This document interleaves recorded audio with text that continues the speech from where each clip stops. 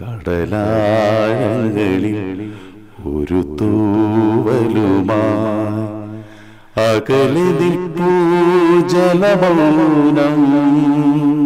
Gulf വരെ programme ചെയ്തുകൊണ്ടിരിക്കുന്ന ആൾക്കാരാ. എന്നിട്ട് നമ്മുടെ സ്വന്തം നാട്ടിൽ നമുക്കൊരു വിലയില്ല. നെഞ്ചിലെ മോഹമാ ജലശയീ സ്വരക്കൂടു കൂട്ടുന്നു ഞാൻ ദേവി കളിപ്പാട്ടമാ. ഈ പാട്ട് കേട്ടോണ്ട് എൻ്റെ ഒരു സുഹൃത്തിരിക്കുകയാണ്. പുള്ളി നല്ലൊരു കീബോർഡിസ്റ്റാണ്. പുള്ളി പാട്ട് കേട്ടോണ്ടിരുന്നതിന് ശേഷം, പാട്ട് കഴിഞ്ഞ് ഇറങ്ങിയതിന് ശേഷം, അത് കഴിഞ്ഞ് പിന്നെ അങ്ങ് ഹോസ്പിറ്റലിലും അവിടെ ഇവിടെയൊക്കെ ആയി. ചുരുക്കി പറഞ്ഞാൽ അത് ഒരു മാസം കഴിഞ്ഞപ്പോഴത്തേക്ക് അവൻ ലോകം വിട്ടു, മരിച്ചുപോയി. തിരിയഞ്ചും തെളിയുന്ന മേഘങ്ങളുണ്ട്, ചിരിക്കുമ്പോൾ ചിലമ്പുന്ന ചിലങ്കയുണ്ട്, വലം കയ്യിൽ കുസൃതിക്ക് വളകളുണ്ട്. 4 വരി കഴിഞ്ഞപ്പോഴത്തേക്ക് കളിപ്പാട്ടമായി ആ പാട്ടാണ്. 4 വരി കഴിഞ്ഞപ്പോഴത്തേക്ക് പൊട്ടിക്കരഞ്ഞു. ഞാൻ പൊട്ടിക്കരഞ്ഞുപോയി. കരഞ്ഞിട്ട് ഈ പാടാൻ പറ്റാത്ത അവസ്ഥ.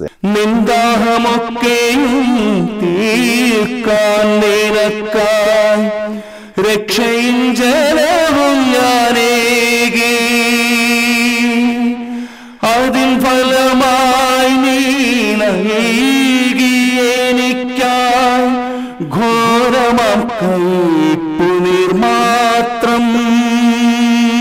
താരകേ മിഴികളിൽ കണ്ണീരുമായി നീ താഴെ തിരയുവതാരേ നീ. ഏതോ കിനാവിൻ്റെ ഏകാന്ത തീരത്തിൽ പൊലിഞ്ഞുവോ നിൻ പുഞ്ചിരി. എൻ്റെ പേര് ഹിഗ്നസ് എന്നാണ്. എൻ്റെ സ്ഥലം കുന്നിക്കോടാണ്. ഞാൻ കുടുംബമായിട്ട് കഴിയുന്നു. വൈഫ്, 2 മക്കൾ. മൂത്തതാണ്, രണ്ടാമത്തത് മകളാണ്. മോൻ ഡിഗ്രിയൊക്കെ കഴിഞ്ഞു. എറണാകുളത്തൊരു ബാങ്കിൽ താൽക്കാലികമായിട്ട് വർക്ക് ചെയ്യുകയാണ്. മോള് പുനലൂർ സബ്സ്റ്റേഷനിൽ, KICB സബ്സ്റ്റേഷനിൽ വർക്ക് ചെയ്തുകൊണ്ടിരിക്കുന്നു. വൈഫ് ഇവിടെ എൻ്റെ വീടിനടുത്ത് തന്നെ വിളക്കുടി എന്ന് പറയുന്ന സ്ഥലത്ത് സബ് എഞ്ചിനീയറാണ് KICBയിലെ.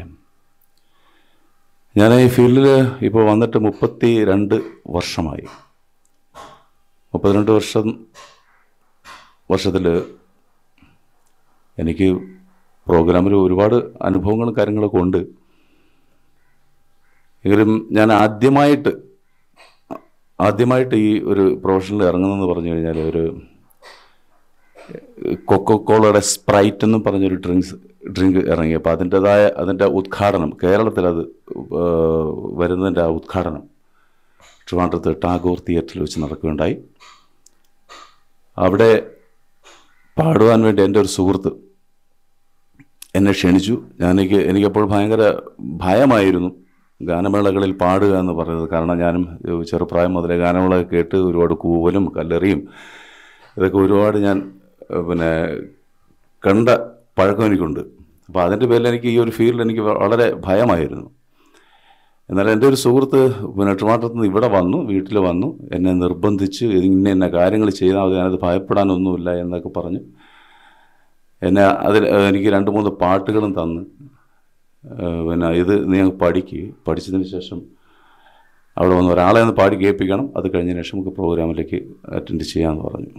അങ്ങനെ ഞാൻ പഠിക്കുകയും ചെയ്തു, പാട്ട് പഠിച്ചു. അപ്പോൾ എന്നെ ഇവിടെ എൻ്റെ സുഹൃത്തുക്കളും ബന്ധുക്കളൊക്കെ ഒരുപാട് പേര് ഇങ്ങനെ ഈ ഫീൽഡിലേക്ക് പോകാനായിട്ട് എന്നെ പ്രേരിപ്പിച്ചിരുന്നു. പക്ഷേ എനിക്ക് ഭയമായതുകൊണ്ട് ഞാൻ അതിലേക്ക് കടന്നു പോയില്ല. എന്നാൽ ഈ സുഹൃത്ത് വന്ന് പറഞ്ഞു. അങ്ങനെ ഞാൻ പോവുകയും അവിടെ ചെന്ന് ഒരാളുടെ മുന്നിൽ ഞാൻ പാട്ടുകൾ പാടി. പുള്ളിക്ക് വളരെ ഇഷ്ടപ്പെട്ടു.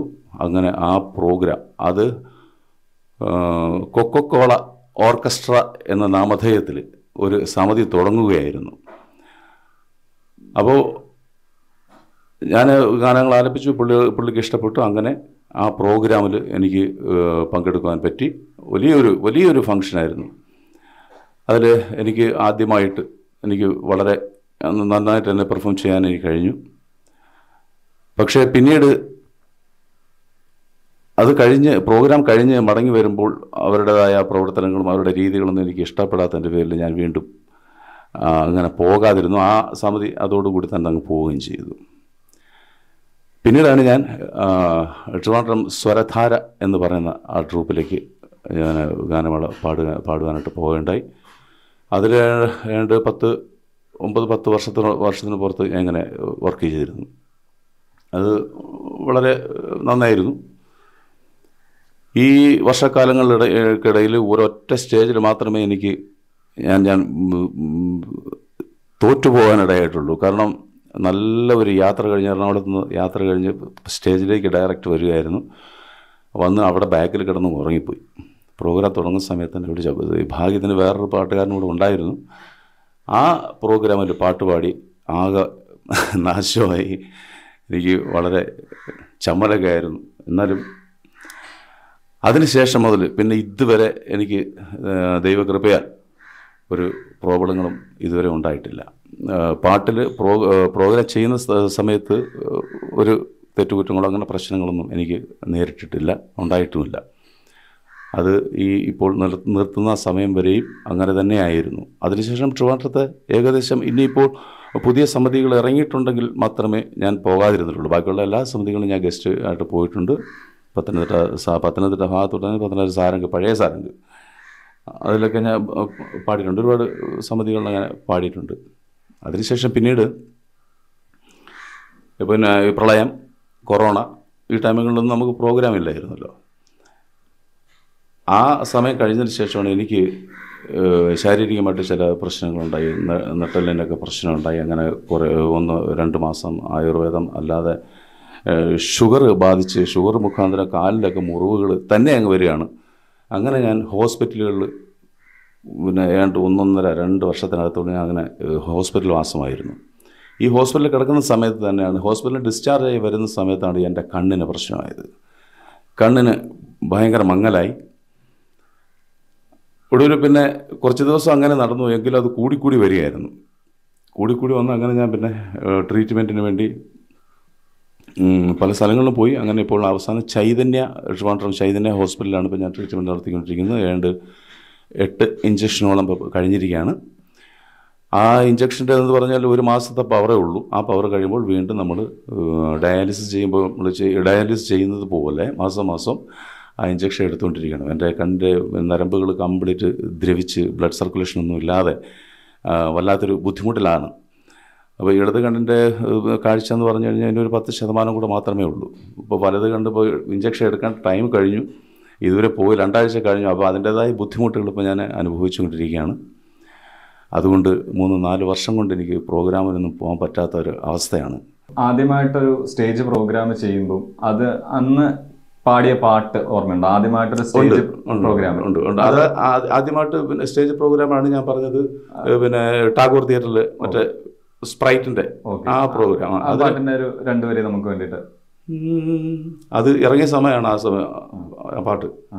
മഞ്ഞക്കിളിയുടെ മൂളിപ്പാട്ടുണ്ടേ, മനസ്സിനുള്ളിൽ മാരിക്കാവടി ചിന്തുണ്ടേ, തിരി 5 തെളിയുന്ന മേഘങ്ങളുണ്ടേ, ചിരിക്കുമ്പോൾ ചിലമ്പുന്ന ചിലങ്കയുണ്ടേ, വലം കയ്യിൽ കുസൃതിക്ക് വളകളുണ്ടേ, മഞ്ഞക്കിളിയുടെ മൂളിപ്പാട്ടുണ്ടേ, മനസ്സിനുള്ളിൽ മാരിക്കാവടി ചിന്തുണ്ടേ.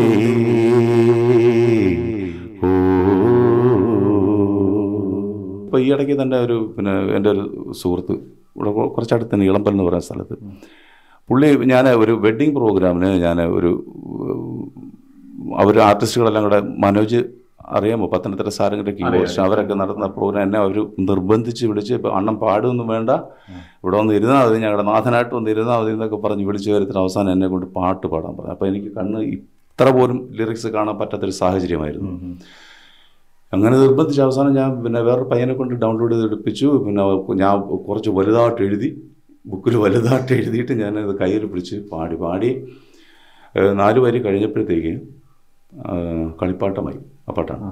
4 വരി കഴിഞ്ഞപ്പോഴത്തേക്ക് പൊട്ടിക്കരഞ്ഞു പോയി. ഞാൻ പൊട്ടിക്കരഞ്ഞു പോയി. കരഞ്ഞിട്ട് ഈ പാടാൻ പറ്റാത്ത അവസ്ഥയാണ്. അപ്പോൾ അങ്ങനെ പിന്നെ അപ്പോൾ ഞാൻ മറ്റവൻ്റെ അടുത്ത് ആക്ഷൻ കാണിച്ച് കണ്ടിന്യൂ ചെയ്തോളാൻ പറഞ്ഞു. പിന്നെ BG വായിച്ച് കഴിഞ്ഞ് പിന്നെ പാടി ഒരു പരുവത്തിൽ പാടി ഫിനിഷ് ചെയ്ത് പിന്നെ ഞാൻ കരഞ്ഞുകൊണ്ട് അങ്ങ് ബാക്കിലോട്ട് പോവുമായിരുന്നു. അപ്പോൾ അതിൻ്റെ കാരണം എന്താണെന്ന് വെച്ചാൽ അത് പാടിക്കൊണ്ട് നിന്നപ്പോൾ തന്നെ പിന്നെ വർഷങ്ങൾ കൊണ്ട് പിന്നെ നല്ല സ്റ്റേജ് പെർഫോമൊക്കെ ചെയ്തുകൊണ്ടിരുന്ന എനിക്ക് അത്രയും പിന്നെ ജനങ്ങളുടെ മുമ്പിൽ ഒരു പാട്ട് പാടാൻ ഉള്ള ആ ബുദ്ധിമുട്ട് അതൊക്കെ എൻ്റെ ഓർമ്മയിൽ വന്നു. ഞാൻ സ്റ്റേജിൽ പെർഫോം ചെയ്യുന്നതും അങ്ങനെയൊക്കെ ഉള്ള കാര്യങ്ങളൊക്കെ ഓർമ്മയിൽ വെച്ചുകൊണ്ടാണ് ഞാൻ പാടുന്നത്. അപ്പോൾ ഈ പാടിക്കൊണ്ടിരിക്കുമ്പം എനിക്ക് ആ ഒരു ചിന്തകളൊക്കെ എൻ്റെ മനസ്സിൽ വന്നപ്പോഴത്തേക്ക് ഇനി അത് ചെയ്യാൻ പറ്റുമോ, ഇനി അങ്ങനൊരു സാഹചര്യം എനിക്ക് ഉണ്ടാകുമോ എന്നുള്ള ചിന്തകളൊക്കെ എൻ്റെ മനസ്സിൽ വന്നപ്പോഴത്തേക്ക് എനിക്ക് നിയന്ത്രിക്കാൻ പറ്റിയിരുന്നേ. അങ്ങനെ ഞാൻ പിന്നെ വളരെ നല്ല ഒരു പൊട്ടിക്കരഞ്ഞു പോയി. ആൾക്കാരെല്ലാം വളരെ പിന്നെ വിഷമിച്ച് എൻ്റെ ആ സാഹചര്യം അവസ്ഥ കണ്ട്. ഈ പാട്ട് കേട്ടുകൊണ്ട് എൻ്റെ ഒരു സുഹൃത്തിരിക്കുകയാണ്. പുള്ളി നല്ലൊരു കീബോർഡിസ്റ്റാണ്. പുള്ളി പാട്ട് കേട്ടുകൊണ്ടിരുന്നതിന് ശേഷം പാട്ട് കഴിഞ്ഞ് ഇറങ്ങിയതിന് ശേഷം എൻ്റെ അടുത്ത് എടാ നീ എന്താ കാണിച്ചേ? ഞാൻ പറയാം പിടിച്ചിരിക്കാൻ പറ്റില്ല. എടാ ഞാനും അവിടെ നിന്ന് കരഞ്ഞു പോയെന്ന് പറഞ്ഞു. ആ പോട്ട് സാരമില്ല അങ്ങനെ ആയിപ്പോയെന്ന് പറഞ്ഞു എൻ്റെ അടുത്ത് പറഞ്ഞു. അവൻ അങ്ങ് പോയതിന് ശേഷം പിറ്റേന്ന് എന്നെ വിളിച്ചിട്ട് പറഞ്ഞ് ഒരു പാട്ടുണ്ട് നീ ഒന്ന് പാടിത്തരണമെന്ന് പറഞ്ഞു. ഞാൻ പറഞ്ഞ് എൻ്റെ സാഹചര്യം നീ ഇന്നലെ കണ്ടതല്ലേ, ഞാൻ എങ്ങനെ പാടിത്തരാനാ, ബുദ്ധിമുട്ടാണെന്ന്. അപ്പോൾ ഒരു പിന്നെ കത്തോലിക്കയിലെ അച്ഛൻ എഴുതിയ ലിറിക്സാണ് ഈ പുള്ളി ട്യൂൺ ചെയ്ത് ഞാൻ പാടണം. അത് പുള്ളിയുടെ നിർബന്ധമാണ്. സാബു എന്നാണ് പേര്. അപ്പോൾ അങ്ങനെ ആ പുള്ളി ട്യൂൺ ചെയ്ത് അത് പിന്നെ ഇവിടെ വന്നിരുന്ന് ഞാനും കൂടെ കുറേ ഒക്കെ ഞങ്ങൾ രണ്ടുകൂടെ ഇരുന്ന് ഡെവലപ്പ് ചെയ്ത് പാട്ട് ഓക്കെ ആക്കി. പിന്നെ പത്തനംതിട്ട സാരംഗിൽ കീബോർഡ് വായിക്കുന്ന മനോജിന് ഓർക്കസ്ട്രേഷൻ അവൻ ചെയ്യാൻ കൊടുത്തു. അങ്ങനെ കൊടുത്ത് മനോജിനോടെ സ്റ്റുഡിയോ ഉണ്ട് പത്തനാപുരത്ത്.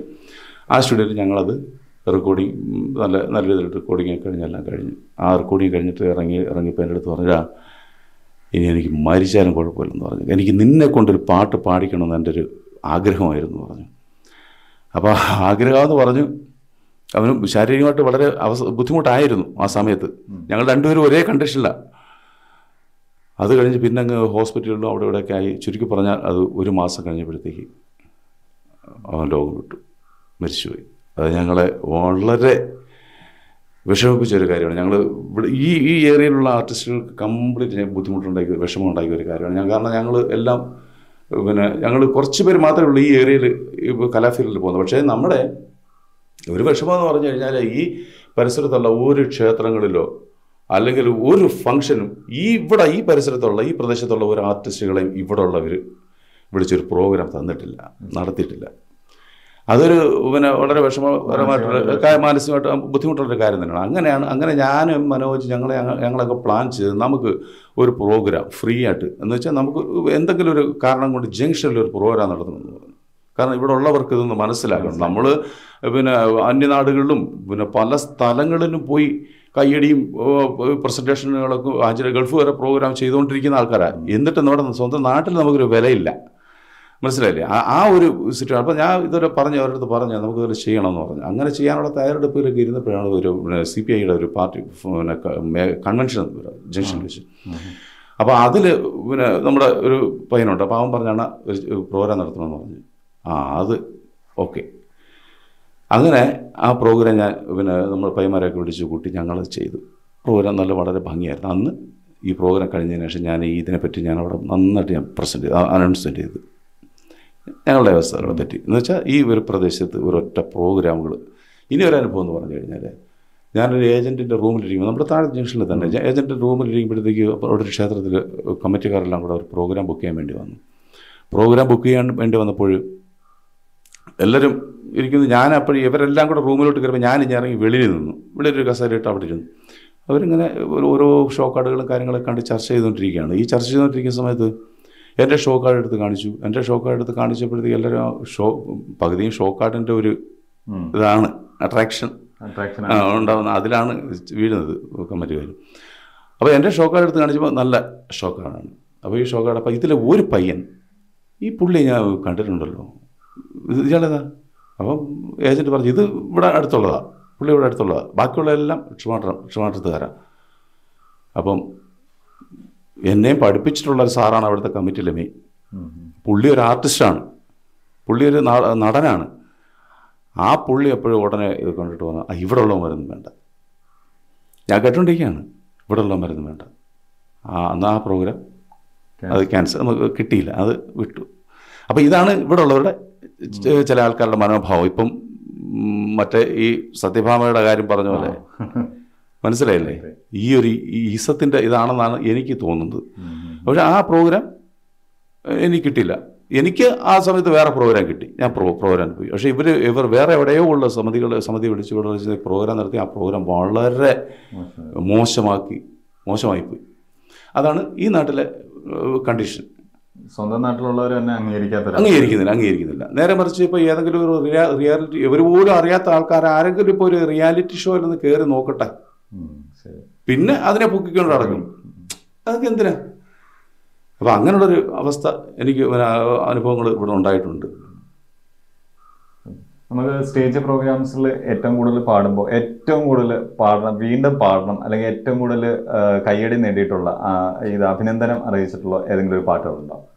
അതെനിക്ക് അഴകെ അമരത്തിലെ പാട്ട്, കളിപ്പാട്ടമായി പാട്ടുകൾ കുറേ ഉണ്ട്. ഞാൻ പിന്നെ പ്രത്യേകിച്ചൊരു കാര്യം പറയാം, ഞാൻ മ്യൂസിക് പഠിച്ചിട്ടുള്ള ഒരാളല്ല. സംഗീതം ഇല്ല, സംഗീതം എന്താണെന്ന് എനിക്കറിയത്തില്ല സത്യം പറഞ്ഞാൽ.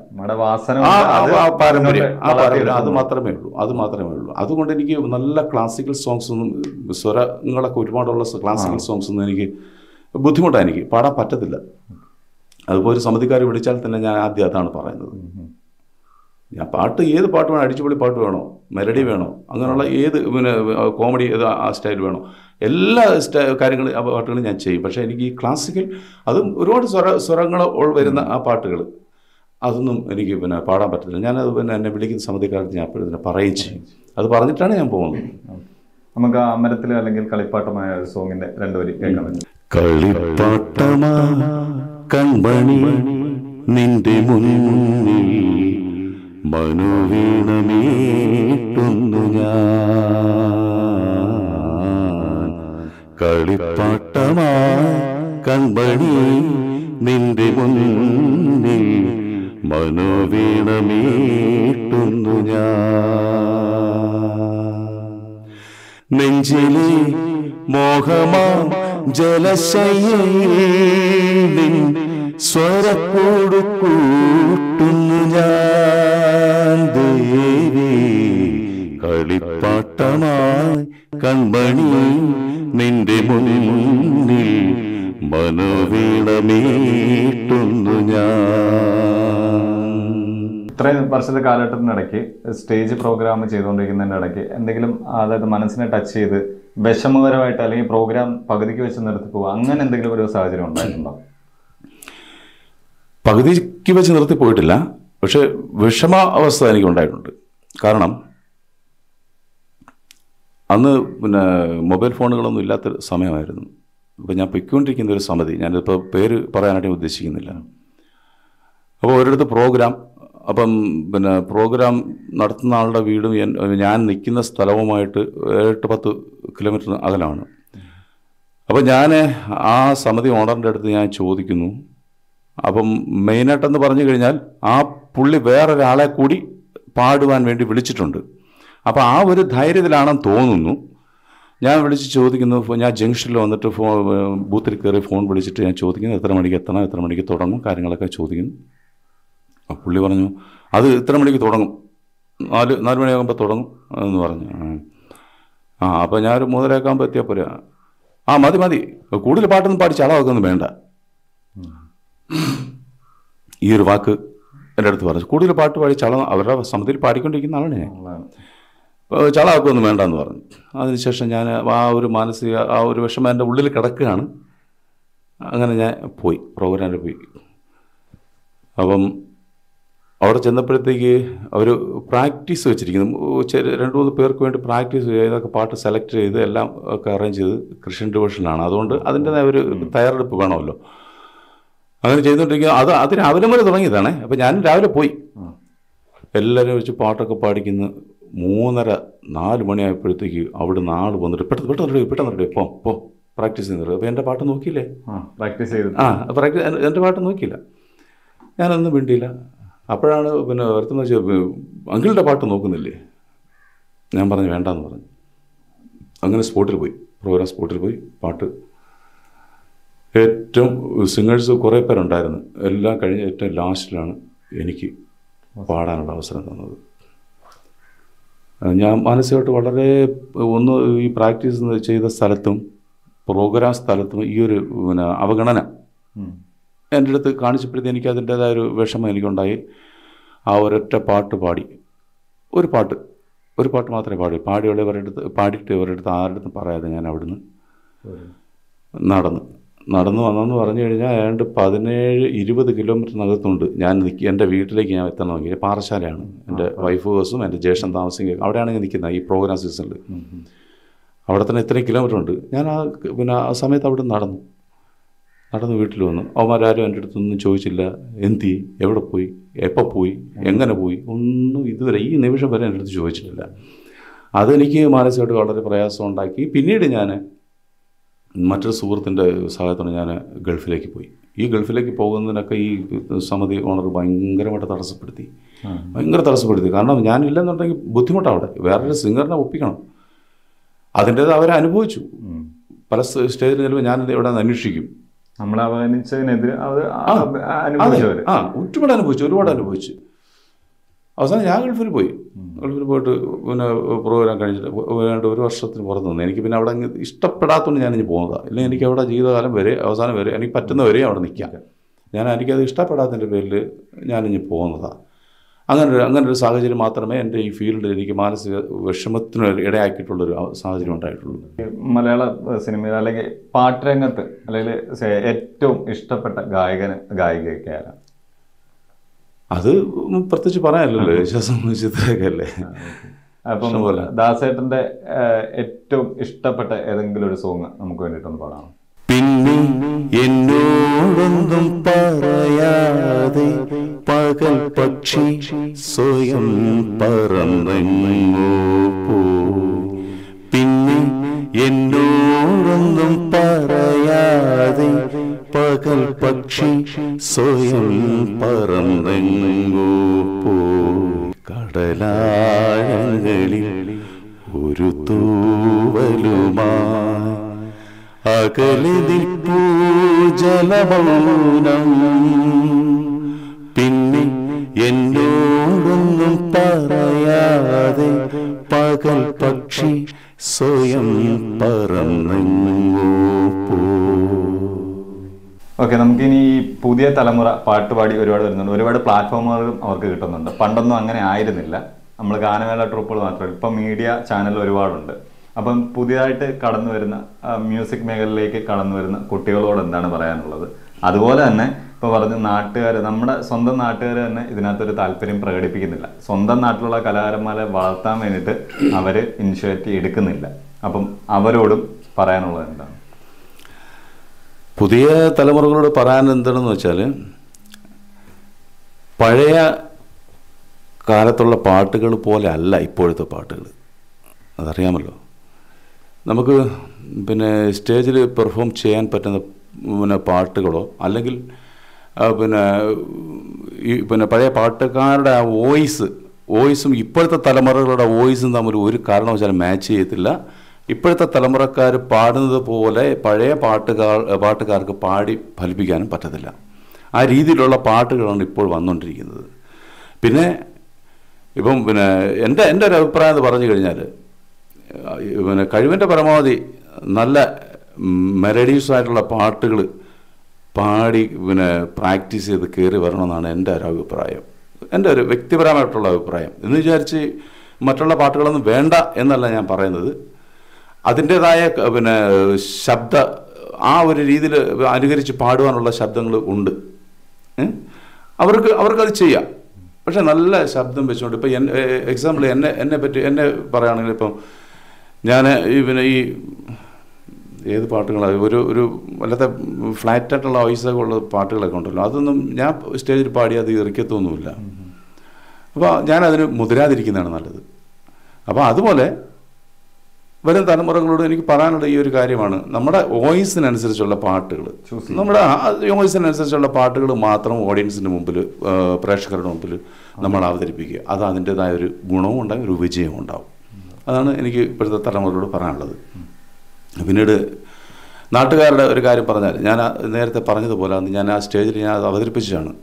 നമ്മുടെ ഈ നാട്ടിൽ ഈ പരിസരത്ത് ഇഷ്ടം പോലെ കലാകാരിമാരുണ്ട്, കൊച്ചു പിള്ളേരൊക്കെ ഉണ്ട് ഇഷ്ടം പോലെ. പക്ഷേ അവരെ വളർത്തിക്കൊണ്ട് വരുവാൻ വീട്ടുകാർ ചിലപ്പോൾ സാമ്പത്തിക ശേഷി ബുദ്ധിമുട്ടായിരിക്കും, അങ്ങനെയൊക്കെയുള്ള പ്രയാസങ്ങളുണ്ട്. ഇപ്പം നമ്മളിപ്പോൾ പണ്ടത്തെ പോലെ ക്ലബ്ബുകളോ അങ്ങനെയുള്ള കാര്യങ്ങളൊന്നും ഇപ്പോൾ ഇല്ല. ഇപ്പോൾ എല്ലാം ഹൈ ലെവൽ പ്രോഗ്രാമുകളാണ് ഇപ്പം നടത്തുന്നത് മൊത്തം. അപ്പോൾ ആ ഒരു കണ്ടീഷൻ ആയതുകൊണ്ട് താഴേക്കിടയിലുള്ള കൊച്ചു പിള്ളേരെ, പാവപ്പെട്ട പിള്ളേരോ അല്ലെങ്കിൽ പാടാൻ കഴിവുള്ള പിള്ളേരൊന്നും അതിനകത്തോട്ട് ആ വേദിയിലോട്ട് അവർ കയറ്റത്തില്ല. അതാണ് ഇപ്പോൾ ഒരു സിറ്റുവേഷൻ. അപ്പോൾ എനിക്ക് അവരോട് പറയാനുള്ളതെന്ന് പറഞ്ഞാൽ, നമ്മുടെ നാട്ടിൽ ഇഷ്ടംപോലെ പിള്ളേരുണ്ട്. ഇപ്പോൾ ഈ ചാനലുകളൊക്കെ വന്നതിൻ്റെ പേരിലാണല്ലോ ഈ ഇത്രയും ആർട്ടിസ്റ്റുകളെ നമ്മൾ ലോകം മനസ്സിലാക്കുന്നത്. പണ്ടും ഇതുപോലെ ഉണ്ടായിരുന്നു, പക്ഷെ അവർക്കത് അവസരം കിട്ടുന്നില്ല, മുന്നോട്ട് വരാനുള്ള അവസരം കിട്ടുന്നില്ല. അപ്പം എന്തെങ്കിലും വേദികൾ നിങ്ങൾ ചെയ്യുകയാണ്, എന്തെങ്കിലും ഒരു പ്രോഗ്രാം ചെയ്യും. ഇപ്പോൾ ഒരു പാർട്ടി പരിപാടി ആവട്ടെ, അല്ലെങ്കിൽ എന്തെങ്കിലും അല്ലെങ്കിൽ വ്യാപാരി വ്യവസായികളുടെ പ്രോഗ്രാമുകൾ അവർക്ക് പ്രോഗ്രാമുകളൊക്കെ ചെയ്യുമല്ലോ അവർ. അപ്പോൾ ഈ സമയങ്ങളിലൊക്കെ ഒരു വേദി ഉണ്ടാകുമ്പോൾ വെറുതെയെങ്കിലും ഒരു കുഞ്ഞിനെ അത് പാടാൻ കഴിവുള്ള കൊച്ചിനെ ഒരു പാട്ട് പാടിപ്പിക്കുക, വെറുതെയെങ്കിലും. അത് ചിലപ്പോൾ 10 പേര് കേൾക്കുമ്പോഴത്തേക്ക് അവർ എന്തെങ്കിലും പ്രോഗ്രാം ചെയ്യുമ്പോഴത്തേക്ക് ആ കുഞ്ഞിനെ വിളിക്കാം, നമുക്ക് ഒരു പാട്ട് ആ കുഞ്ഞിനെ കൊണ്ട് പാടിക്കുക, അങ്ങനെയൊക്കെയുള്ള ചിന്താഗതിയൊക്കെ ഉണ്ടാവും. അതങ്ങനെയാണ് അവസരങ്ങൾ ഉണ്ടാകുന്നത്. ഒരു അവസരം വന്നാൽ അതിനുശേഷം തീർച്ചയായിട്ടും അങ്ങനെ പറ്റത്തുള്ളൂ, അങ്ങനെ ഉണ്ടാകത്തുള്ളൂ. അപ്പോൾ അതിനുള്ളൊരു സാഹചര്യങ്ങൾ നമ്മുടെ ഈ നാട്ടിൽ ആരും ചെയ്യുന്നില്ല. ഞാൻ അന്നും അത് പറഞ്ഞതാണ്. അതുകൊണ്ട് ദയവ് ചെയ്ത് കലാകാരികളെ അവരെ മുരടിപ്പിക്കാതെ അവരുടെ കഴിവുകൾ അവർ പുറത്ത് കൊണ്ടുവരട്ടെ. അതിനുള്ള അവസരങ്ങൾ ഒരുക്കി കൊടുക്കേണ്ടത് നമ്മളാണ്. അപ്പോൾ ദയവ് ചെയ്ത് ഇനിയെങ്കിലും ആ ഒരു രീതിയിൽ ജനങ്ങൾ, നാട്ടുകാർ മുന്നോട്ട് വരണമെന്നാണ് ഞാൻ നാട്ടുകാരോട് പറയാനുള്ള ഒരു കാര്യം. കാണുക ക്രൂശിൻ പാതയിൽ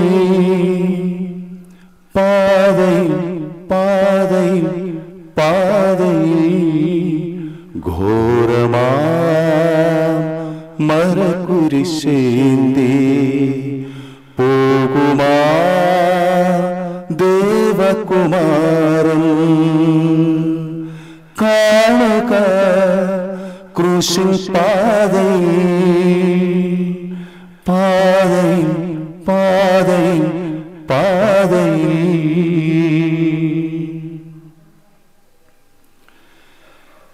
നിന്ദാഹമൊക്കെയും തീർപ്പാൻ നിനക്കായി രക്ഷയും ജലവും ഞാനേകി. നിന്ദാഹമൊക്കെയും തീർക്കാൻ നിനക്കായി രക്ഷയും ജലവും ഞാനേകി. അതിൻ ഫലമായി നീ എനിക്കായി ഘോരമാം കൈപ്പുനീർ മാത്രം. അതിൻ ഫലമായി നീ എനിക്കായി ഘോരമാം കൈപ്പുനീർ മാത്രം. എൻ പ്രിയജനമേ എന്തു ഞാൻ തിന്മകളേകി. എൻ പ്രിയജനമേ എന്തു ഞാൻ തിന്മകളേകി. ഈ പാനപാത്രം ഞാൻ കുടിപ്പാനായി എൻ പ്രിയതാത നിൻഹിതമോ കാണുക ക്രൂശിൻ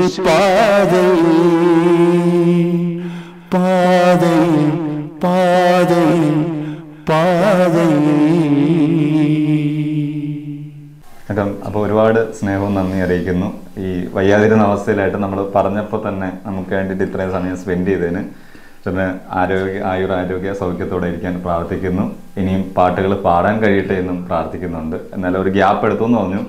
ഇനി എന്തെങ്കിലും ഒരു അവസരം വന്നു കഴിഞ്ഞാൽ വീണ്ടും ഈ ഒരു മേഖലയിലേക്ക് തന്നെ തിരിച്ചു വരാൻ ചേട്ടന് സാധിക്കട്ടെ എന്ന് ഒരുപാട് നേരം ആശംസിക്കുന്നു. Thank you.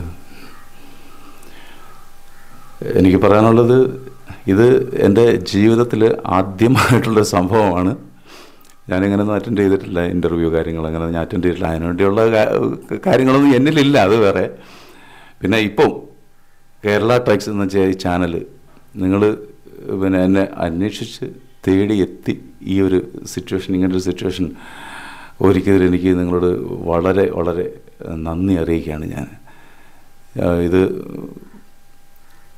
എൻ്റെ ഇപ്പോഴത്തെ ശാരീരിക അവസ്ഥ അനുസരിച്ചുള്ള കാര്യങ്ങൾ മാത്രമാണ് ഞാനിപ്പോൾ നടത്തിയിരിക്കുന്നതെങ്കിലും അത് നിങ്ങളത് ഉൾക്കൊണ്ടുകൊണ്ട് തന്നെ ഇതിൽ അറ്റൻഡ് ചെയ്യുവാൻ കാണിച്ച മനസ്സിന് എൻ്റെ ഹൃദയം നിറഞ്ഞ നന്ദി അറിയിച്ചുകൊണ്ട് ഞാൻ നിർത്തുകയാണ്.